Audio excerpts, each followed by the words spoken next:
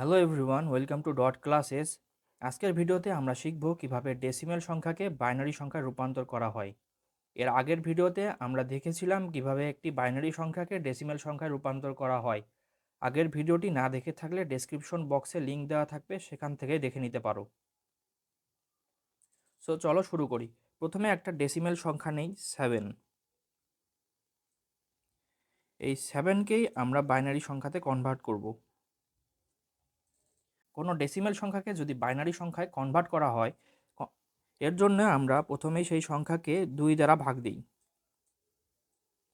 So 7কে আমরা 2 দ্বারা ভাগ দেওয়ার পর ভাগফল কত পাই? ভাগফল ভাগফল পাই আমরা 3, কারণ 3 2 হয় 6।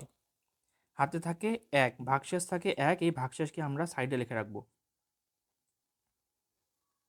এরপর আমরা 3কে 2 দ্বারা ভাগ দিলে ভাগফল পাই 1, আর ভাগশেষ থাকে 1, সো এই ভাগশেষকে আমরা সাইডে লিখে রাখব। এরপরে আমরা যদি 1কে 2 দ্বারা ভাগ দেই, 2 0 হয় 0, সো আমাদের হাতে থাকে কত? 1, এই 1কে আমরা সাইডে লিখে রাখব।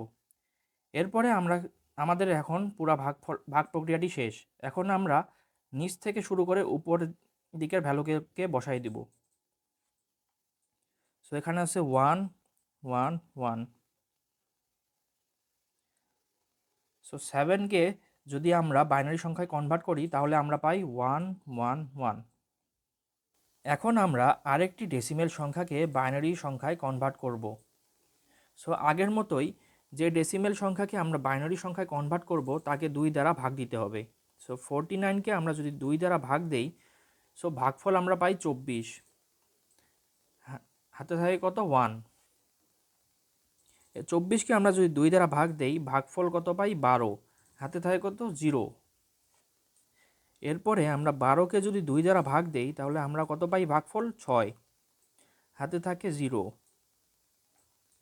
6কে 2 দ্বারা ভাগ দিলে ভাগফল পাই 3, ভাগশেষ থাকে 0।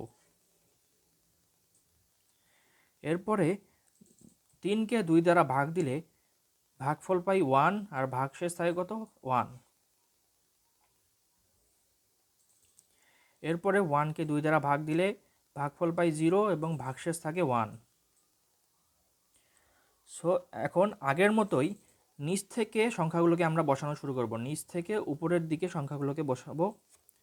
সো নিচ থেকে উপরের দিকে সংখ্যাগুলোকে বসাই 1 1 0 0 0 1।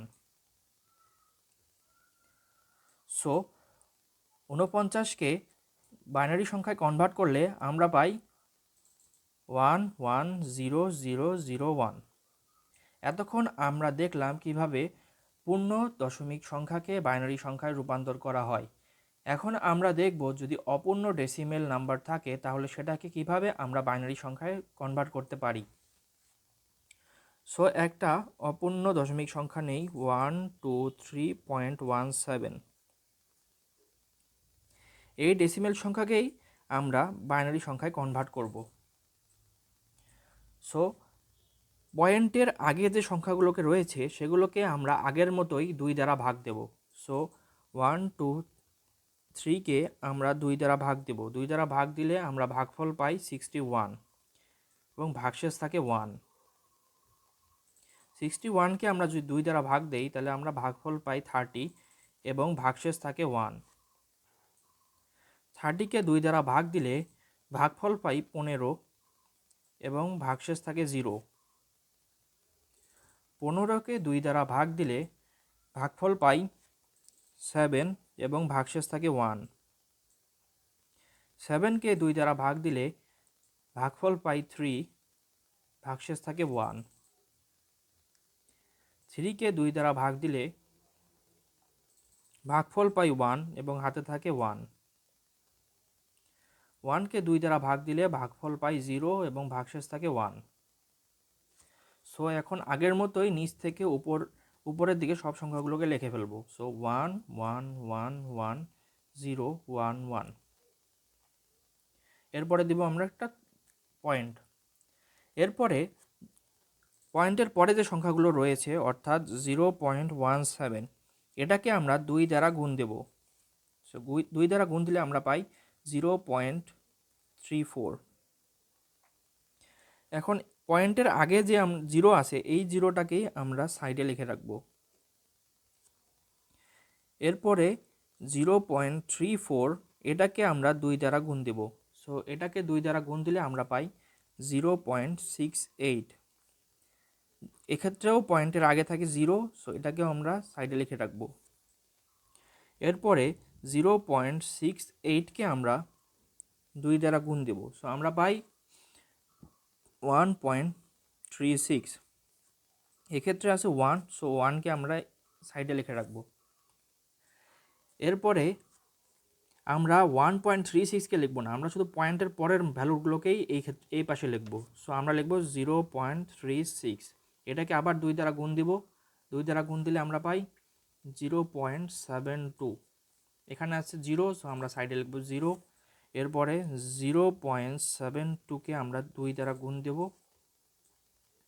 2 দ্বারা গুণ দিলে পাই 1.44। এখানে থাকে 1, সো এটাকে আমরা সাইডে লিখে রাখবো। সো এই প্রক্রিয়াটি এভাবেই চলতে থাকবে। আমরা নির্দিষ্ট কিছু ভ্যালু পর্যন্তই মান নিব।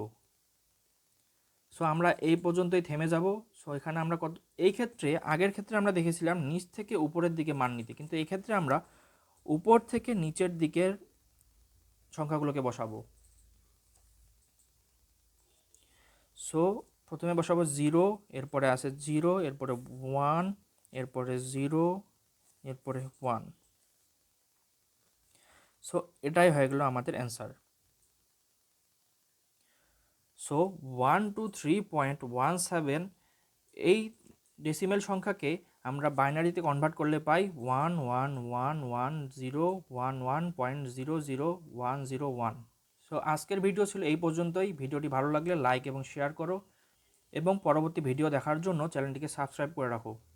সো পরবর্তী ভিডিওতে আমরা দেখব কিভাবে বাইনারি সংখ্যাকে অক্টাল সংখ্যায় কনভার্ট করা হয়।